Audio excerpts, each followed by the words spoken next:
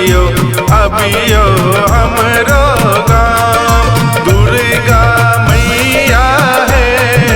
अबियो अबियो अबियो हमरो गाँव देवी मैया है।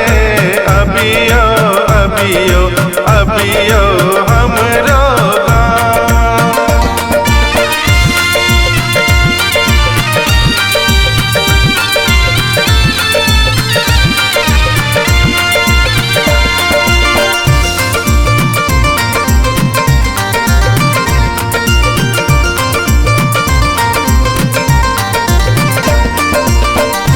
गायक गोबर सा अंगना लिपायब प्रतिपद तिथि हम कलश बसायब दुर्गा मैया है।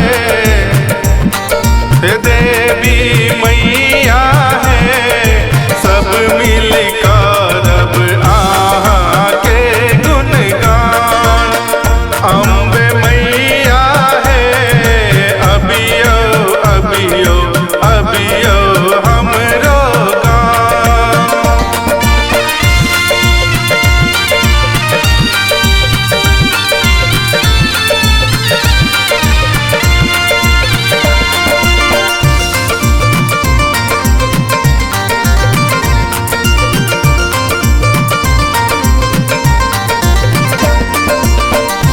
नवो दिन आके पाठ करायब धूप गुगुल संग आरती उतारब बुढ़िया मैया है।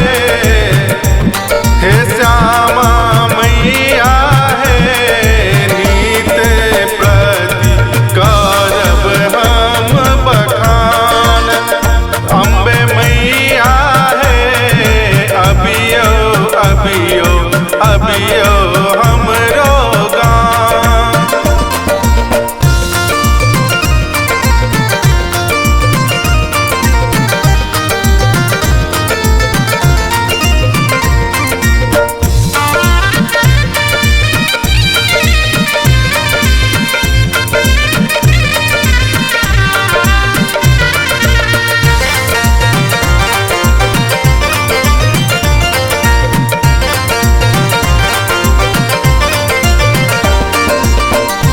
लाले लाल अरहुल के माला बनायब रोली सिंदूर संग चुनरी चढ़ायब काली मैया है।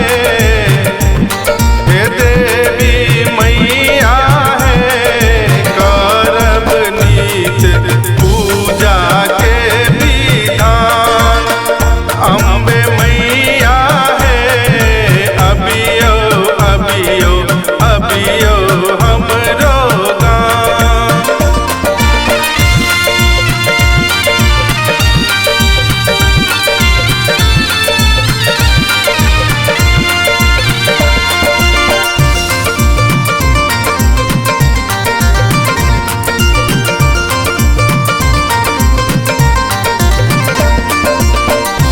अरविंद आनंद सा गीत लिखायब